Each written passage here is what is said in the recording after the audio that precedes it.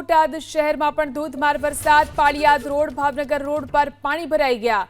હવેલી ચોક station road ઉપર પણ પાણી ભરાયું. સાળંગપુર રોડ પાસે અંડરબ્રિજમાં પાણી ભરાઈ ગયા.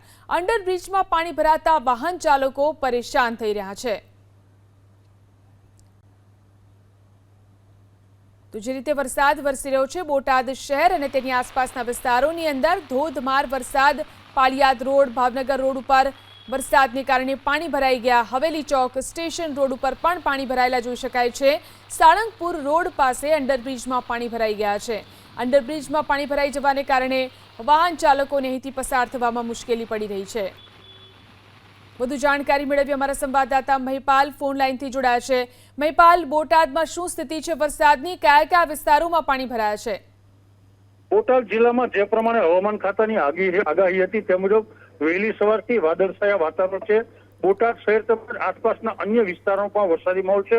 બોટાદ શહેરની જો વાત કરવામાં આવે તો સાળંગપુર રોડ હોય, પાળિયાદ રોડ હોય, Bhavnagar road, Gadhada road, station road, Deendayal Chowk, તમામ વિસ્તારોની અંદર વરસાદી માહોલ છે. તો બોટાદ શહેરના મધ્યમાંથી ઉતાવળી તેમજ મધુમતી નદી પસાર થાય છે. તેમાં પણ આ વરસાદી પાણીના નવા નીર આવેલા છે. બોટાદ શહેરના જે મુખ્ય રોડ છે, જે નીચાણવાળા રોડના ભાગ છે, ત્યાં પાણી ભરાતા ક્યાંક ને ક્યાંક વાહન ચાલકોને પારાવાર મુશ્કેલીનો સામનો કરવો પડી રહ્યો છે.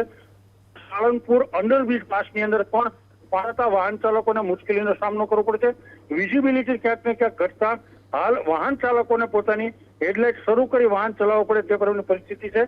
પણ લાંબા વિરામ બાદ વરસાદ આવતા ક્યાંક ને ક્યાંક પાછોતરું જે લોકોએ વાવેતર કરેલું છે તે ખેડૂતો જે વરસાદની રાહ જો તે ખેડૂતોમાં આનંદનો પણ માહોલ છે.